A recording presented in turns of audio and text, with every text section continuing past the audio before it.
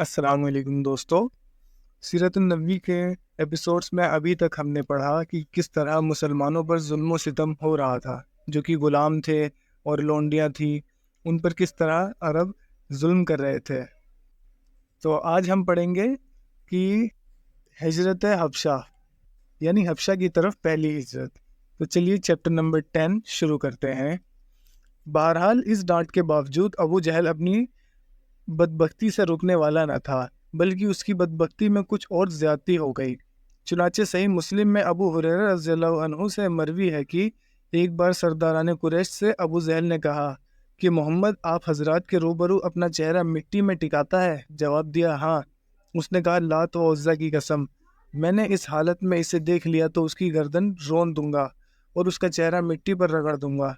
اس کے بعد اس نے رسول اللہ صلی اللہ علیہ وسلم کو نماز پڑھتے ہوئے دیکھ لیا اور اس گمان میں چلا گیا کہ آپ صلی اللہ علیہ وسلم کی گردن رون دے گا، لیکن لوگوں نے اچانک کیا دیکھا کہ وہ ایڑی کے بل پلٹ رہا ہے اور دونوں ہاتھوں سے بچاؤ کر رہا ہے۔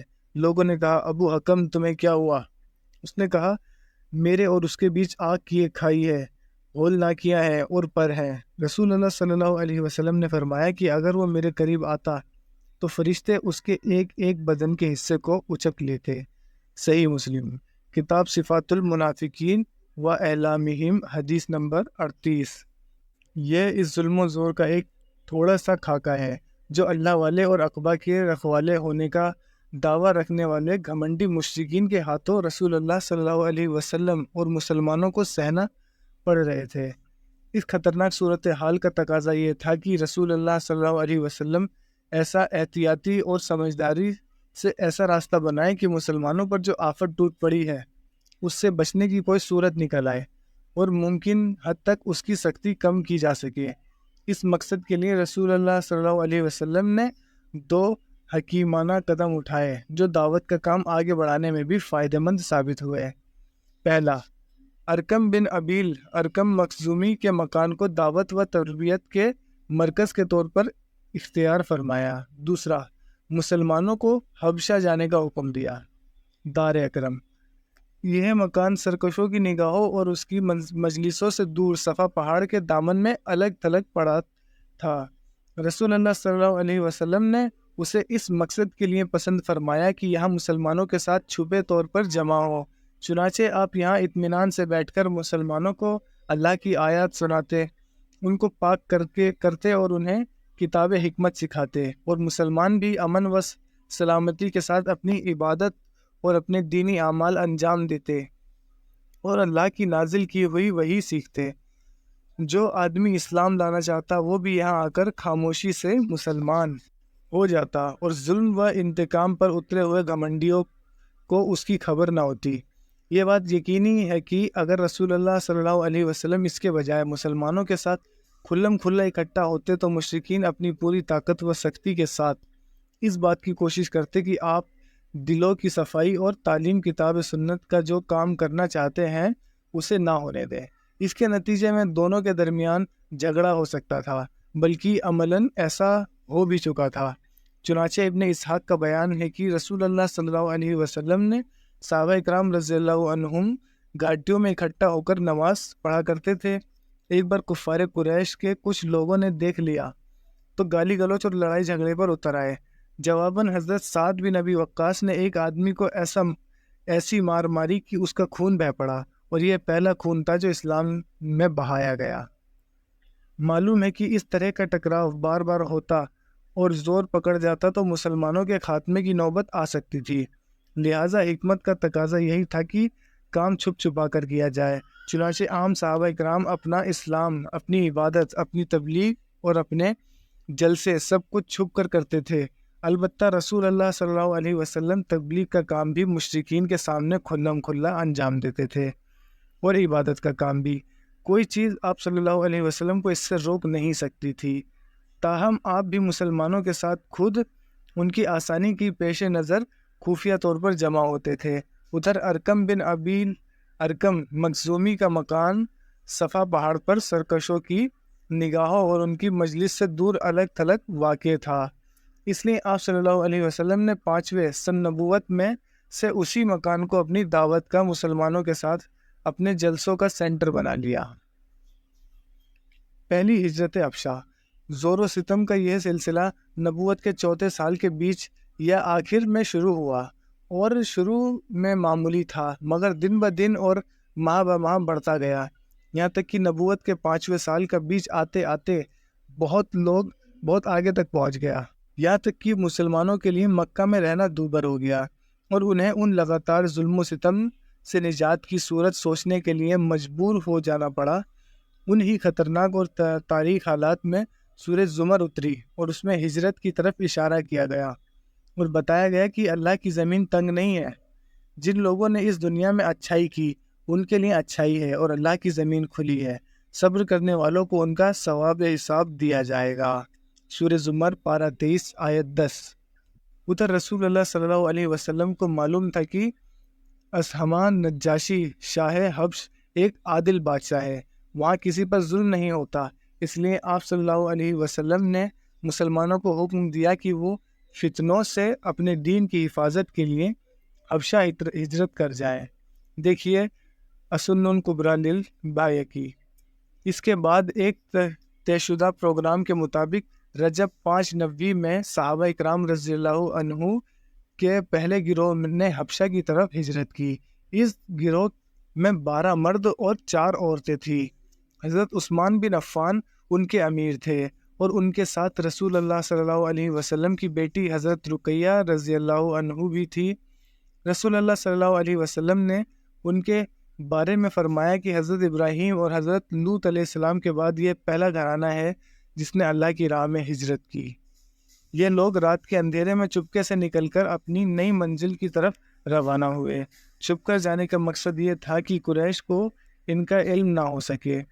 رخ لال سمندر کی بندرگاہ شیبہ کی طرف تھا۔ خوش قسمتی سے وہاں 2 تجارتی کشتیاں موجود تھیں جو انہیں لے کر سمندر پار حبشہ چلی گئیں۔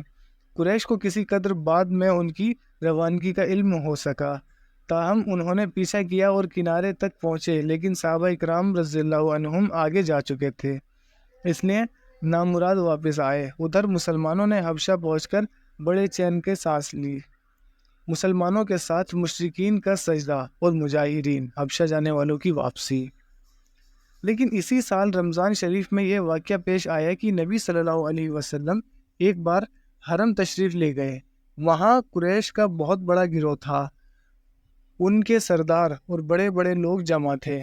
آپ صلی اللہ علیہ وسلم نے ایک دم اچانک کھڑے ہو کر سورہ نجم کی تلاوت شروع کر دی۔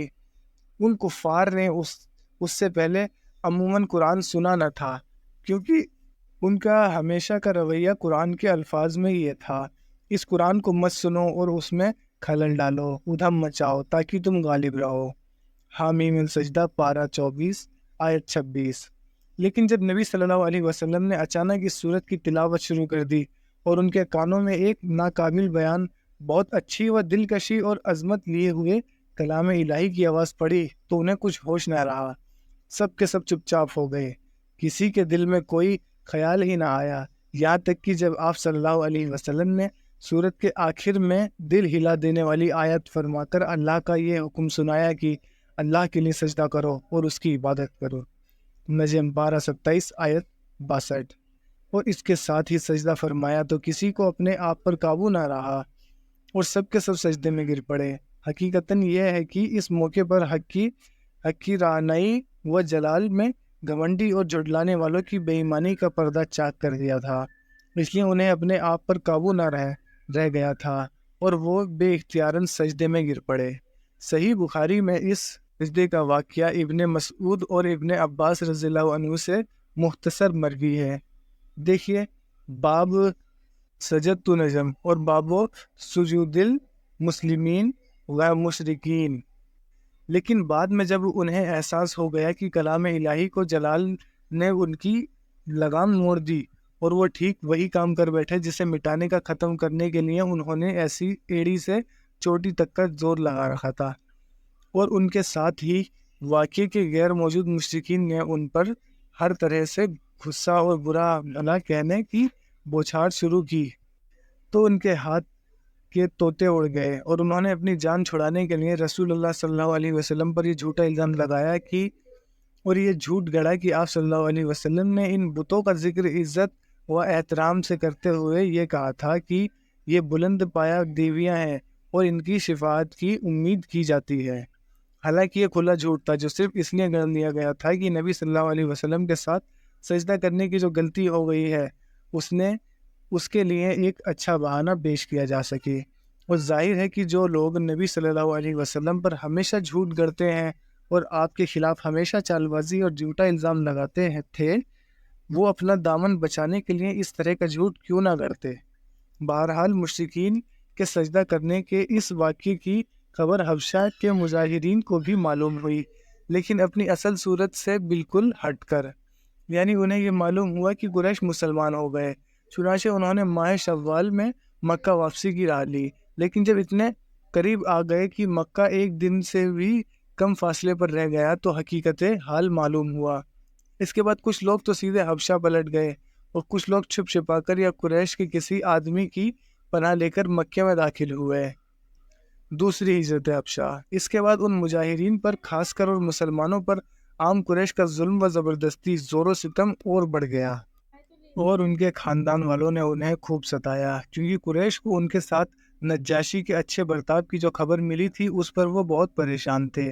ناچار رسول اللہ صلی اللہ علیہ وسلم نے صحابہ اکرام رضی اللہ عنہ کو پھر ہجرت کی رائے دی، لیکن دوسری ہجرت پہلے ہجرت کے مقابلے میں اپنے دامن میں زیادہ مشکلات لیے ہوئے تھی، کیونکہ اب کی بار قریش پہلے سے ہی چوکنا تھے اور ایسی کسی کوشش کو ناکام بنانے کا ارادہ کیے ہوئے تھے، لیکن مسلمان ان سے کہیں زیادہ تیار ثابت ہوئے اور اللہ نے ان کے لیے سفر آسان بنا دیا۔ چنانچہ وہ قریش کی گرفت میں آنے سے پہلے ہی شاہ حبشہ کے پاس پہنچ گئے۔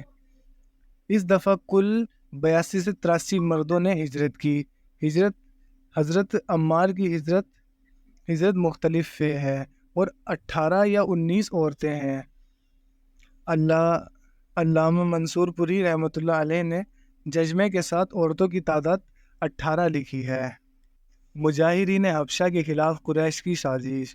مشرکین کو سخت افسوس تھا کہ مسلمان اپنی جان اور اپنی دین بچا کر ایک پرامن جگہ بھاگ جائیں گے، لہٰذا انہوں نے عمرو بن عاص اور عبداللہ بن ربیعہ کو، جو گہری سوجھ بوجھ کے مالک تھے اور ابھی مسلمان نہیں ہوئے تھے، ایک خاص ایلچی پروگرام کے لیے پسند کیا اور ان دونوں کو نجاشی اور پادریوں کے سرداروں کی خدمت میں پیش کرنے کے لیے بہترین تحفہ دے کر حبشہ روانہ کیا۔ ان دونوں نے اب پہلے حبشہ پہنچ کر پادریوں کے سردار کو تحفے پیش کیے، پھر انہیں اپنے ان دلائل سے آگاہ کیا جن کی بنیاد پر وہ مسلمانوں کو حبشہ سے نکلوانا چاہتے تھے۔ جب پادریوں نے اس بات کو مان لیا کہ وہ نجاشی کو مسلمانوں کے نکال دینے کا مشورہ دیں گے، تو یہ دونوں نجاشی کے سامنے حاضر ہوئے اور تحفے پیش کر کے اپنا مدعا عرض کیا۔ اے بادشاہ، آپ کے ملک میں ہمارے کچھ ناسمجھ نوجوان بھاگ آئے ہیں، انہوں نے اپنی قوم کا دین چھوڑ دیا ہے، لیکن آپ کے دین میں بھی داخل نہیں ہوئے ہیں، بلکہ انہوں نے ایک نیا دین نکالا ہے جسے نہ ہم جانتے ہیں نہ آپ۔ ہمیں آپ کی خدمت میں انہی کی بابت ان کے والدین، چچاؤں اور کوبے قبیلے کے بڑوں نے بھیجا ہے۔ مقصد یہ ہے کہ آپ انہیں ان کے پاس واپس بھیج دیں، کیونکہ وہ لوگ ان پر سب سے اونچی نگاہ رکھتے ہیں اور ان کی خامی اور عتاب کے اسباب کو بہترین طور پر سمجھتے ہیں۔ جب یہ دونوں اپنا مدعا عرض کر چکے تو پادریوں نے کہا، بادشاہ سلامت، یہ دونوں ٹھیک ہی کہہ رہے ہیں، آپ ان جوانوں کو ان دونوں کے حوالے کر دیں، یہ دونوں انہیں ان کی قوم اور ان کے ملک میں واپس پہنچا دیں گے۔ لیکن نجاشی نے سوچا کہ اس معاملے کو گہرائی سے کھنگالنا اور اس کے تمام پہلوؤں کو سننا ضروری ہے، چنانچہ اس نے مسلمانوں کو بلا بھیجا۔ مسلمان یہ ارادہ کر کے اس کے دربار میں آئے کہ ہم سچ ہی بولیں گے، چاہے نتیجہ کچھ بھی ہو۔ جب مسلمان آ گئے تو نجاشی نے پوچھا، یہ کون سا دین ہے جس کی بنیاد پر تم نے اپنی قوم سے علیحدگی اختیار کر لی ہے، لیکن میرے دین میں بھی داخل نہیں ہوئے ہو اور نہ ان ملتوں ہی میں سے کسی کے دین میں داخل ہوئے ہو؟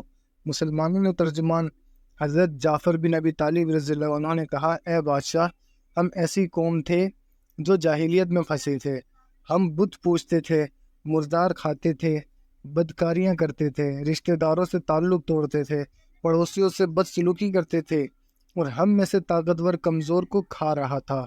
ہم اسی حالت میں تھے کہ اللہ نے ہم ہی میں سے ایک رسول بھیجا۔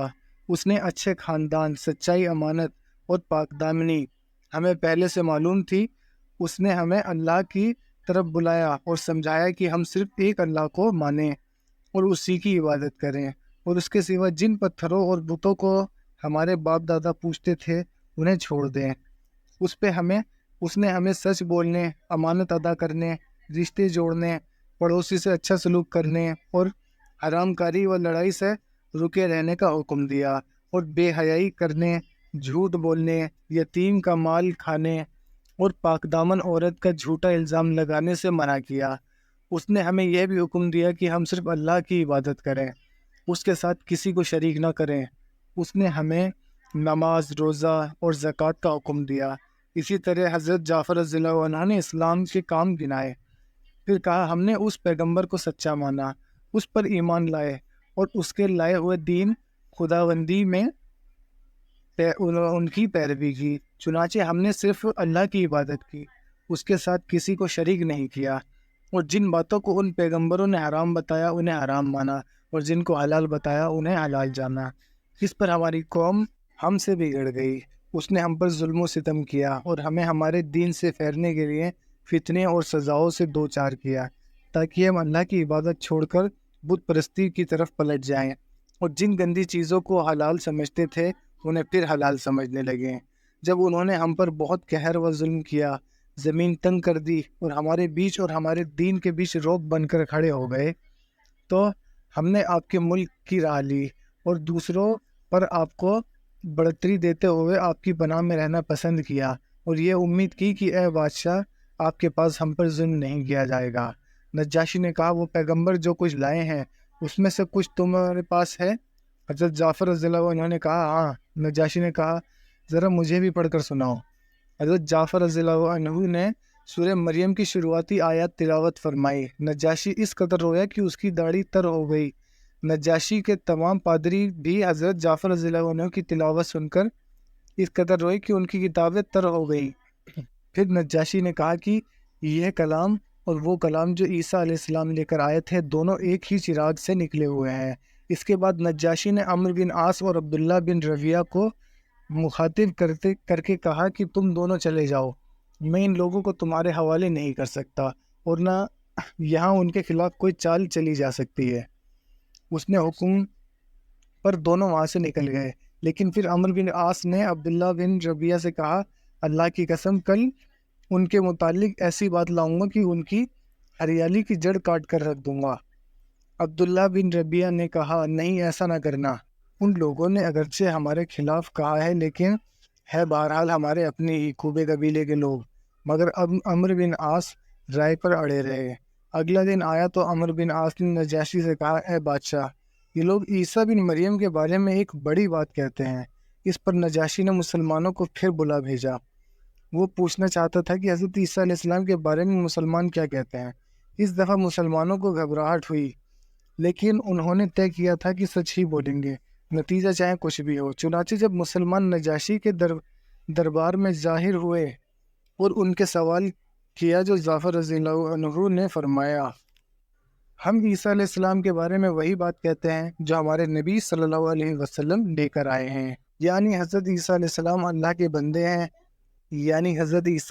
اللہ کے بندے ہیں، ان کے رسول، ان کی روح اور ان کا کلمہ ہے، جسے اللہ نے کنواری یا پاک دامن حضرت مریم علیہ السلام کی طرف ڈالا تھا۔ اس پر نجاشی نے زمین سے ایک تنکا اٹھایا اور بولا اللہ کی قسم جو کچھ تم نے کہا ہے حضرت عیسیٰ علیہ السلام اس تنکے کے برابر بھی بڑھ کر نہ تھے۔ اس پر پادریوں نے ہونہا کی آواز لگائی۔ نجاشی نے کہا اگرچہ تم لوگ ہونہا کہو۔ کے بعد نجاشی نے مسلمانوں سے کہا جاؤ تم لوگ میری حکومت میں امن و امان سے رہو، جو تمہیں گالی دے گا اس پر جرمانہ لگایا جائے گا۔ مجھے گوارا نہیں کہ تم میں سے کسی آدمی کو ستاؤں اور اس کے بدلے مجھے سونے کا پہاڑ مل جائے۔ اس کے بعد اس نے اپنے پاس بیٹھنے والوں سے کہا ان دونوں کو ان کے تحفے واپس کر دو، مجھے ان کی کوئی ضرورت نہیں۔ اللہ کی قسم اللہ تعالیٰ نے جب مجھے میرا ملک واپس کیا تھا تو مجھ سے کوئی رشوت نہیں لی تھی کہ میں ان کی راہ میں رشوت لوں۔ نیز اللہ نے میرے بارے میں لوگوں کی بات قبول نہ کی تھی کہ میں اللہ کے بارے میں لوگوں کی بات مانوں۔ حضرت سلمہ رضی اللہ عنہا جنہوں نے اس واقعے کو بیان کیا ہے کہتی ہیں اس کے بعد وہ دونوں اپنے ہدیے تحفے لیے بے عزت ہو کر واپس چلے گئے اور ہم نجاشی کے پاس ایک اچھے ملک میں ایک اچھے پڑوسی کے سائے سے آرام سے رہے۔ یہ ابن اسحاق کی روایت ہے۔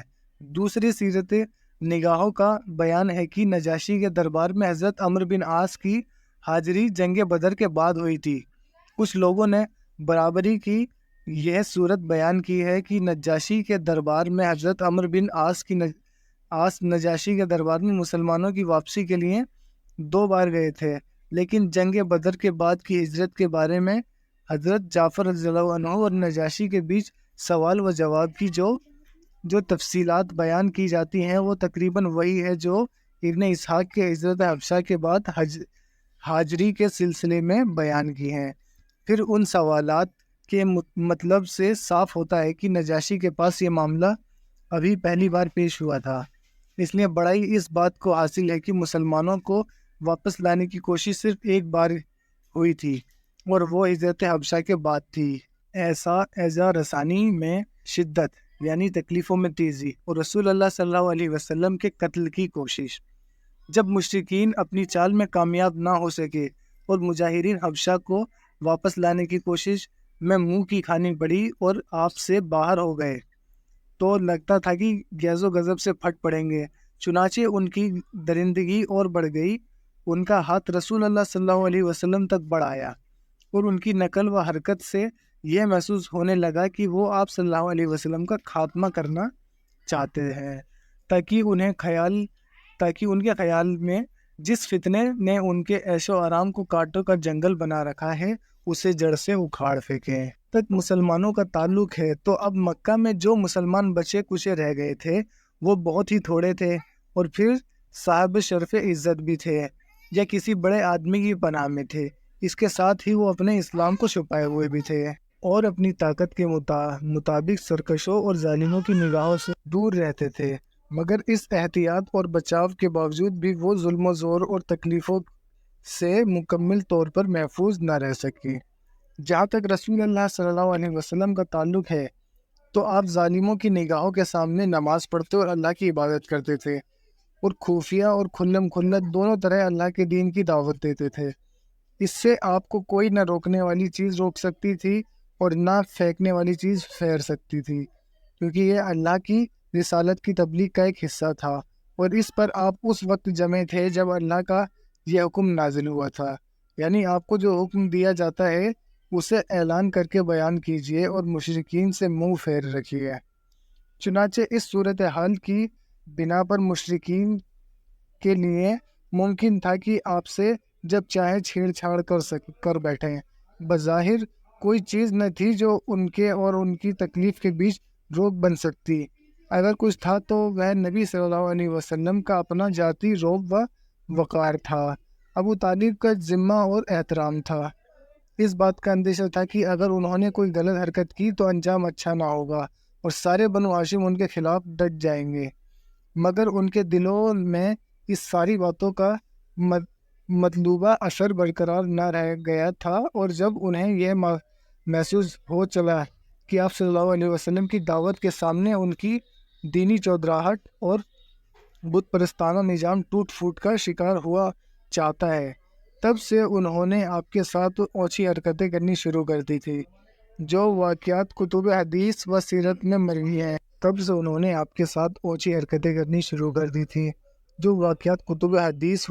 میں مروی ہیں۔ اور گواہی دیتے ہیں کہ وہ اسی دور میں پیش آئے۔ ان کے 1-2 نمونے یہ ہے کہ ایک روز ابو لہب کا بیٹا عتبہ رسول اللہ صلی اللہ علیہ وسلم کے پاس آیا اور بولا، میں ونزم اذا ہوا اور ثم دنا فدلہ کے ساتھ کفر کرتا ہوں۔ اس کے بعد وہ آپ صلی اللہ علیہ وسلم سے جھگڑنے لگا۔ آپ صلی اللہ علیہ وسلم کا کرتا پھاڑ دیا اور آپ صلی اللہ علیہ وسلم کے چہرے پر تھوک دیا، لیکن تھوک آپ صلی اللہ علیہ وسلم پر نہ پڑا۔ اسی موقع پر نبی صلی اللہ علیہ وسلم نے بد دعا کی کہ اے اللہ، اس پر اپنے کتوں میں سے کوئی کتا قابض کر دے۔ نبی صلی اللہ علیہ وسلم کی یہ بد دعا قبول ہوئی، چنانچہ عتبہ ایک بار ایک قریش کے ساتھ لوگوں کے ساتھ سفر میں گیا۔ جب انہوں نے ملک شام کے مقام جرکا میں پڑاؤ ڈالا تو رات کے وقت شیر نے اس کا چکر لگایا۔ عتبہ نے دیکھتے ہی کہا، ہائے میری تباہی، واللہ یہ مجھے کھا جائے گا، جیسا کہ محمد صلی اللہ علیہ وسلم نے مجھ پر بد دعا کی ہے۔ دیکھو میں شام میں ہوں، لیکن اس نے مکہ میں رہتے ہوئے مجھے مار ڈالا۔ احتیاطاً لوگوں نے عتبہ کو اپنے اور جانوروں کے گھیرے کے بیچوں بیچ سلایا، لیکن رات کو شیر سب کو پھلانگتا ہوا سیدھا عتبہ کے پاس پہنچا اور سر پکڑ کر چبا ڈالا۔ ایک بار عقبہ بن ابی معیط نے رسول اللہ صلی اللہ علیہ وسلم کی گردن حالت سجدہ میں اس زور سے روندی کہ معلوم ہوتا تھا دونوں آنکھیں نکل جائیں گی۔ ایزن مختصر سریرہ صفا۔ جہاں تک قریش کے دوسرے بدماشوں کا تعلق ہے تو ان کے دلوں میں نبی صلی اللہ علیہ وسلم کے خاتمے کا خیال برابر پک رہا تھا۔ چنانچہ حضرت عبداللہ بن عمر بن عاص رضی اللہ عنہ نے ابن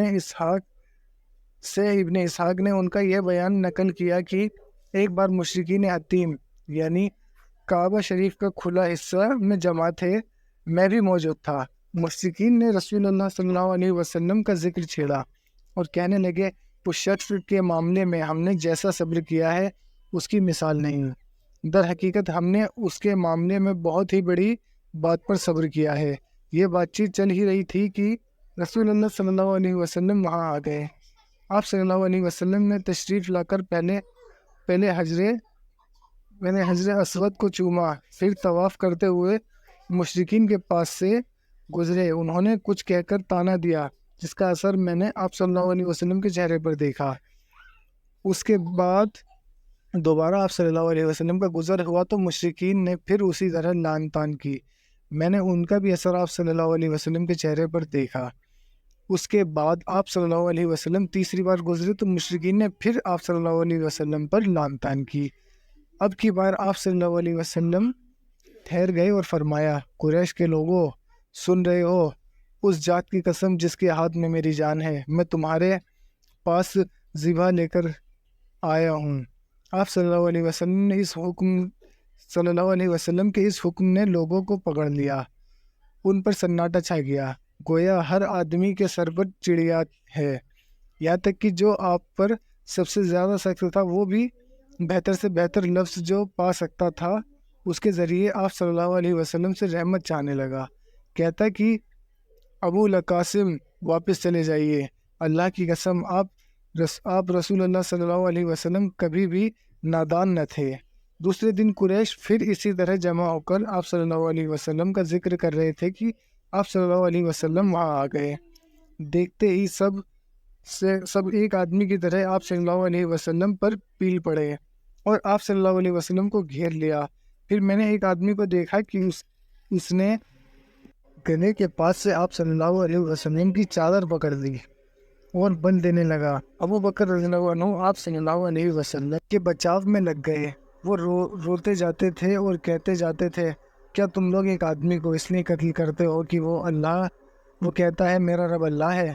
اس کے بعد وہ لوگ آپ صلی اللہ علیہ وسلم کو چھوڑ کر پلٹ گئے۔ عبداللہ بن عمر بن عاص رضی اللہ عنہ کہتے ہیں کہ یہ سب سے سخت ترین تکلیف تھی جو میں نے قریش کو کبھی کرتے ہوئے دیکھی۔ تو دوستو آج کے لیے اتنا ہی، آگے ہم پڑھیں گے حضرت حمزہ اور حضرت عمر کے ایمان لانے کا واقعہ۔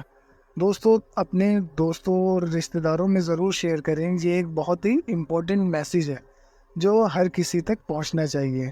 ہر کسی کو ہمارے نبی صلی اللہ علیہ وسلم کی زندگی کے بارے میں پتہ ہونا چاہیے تاکہ ہم اس سے سیکھ سکیں اور اس پر عمل کر سکیں۔ السلام علیکم۔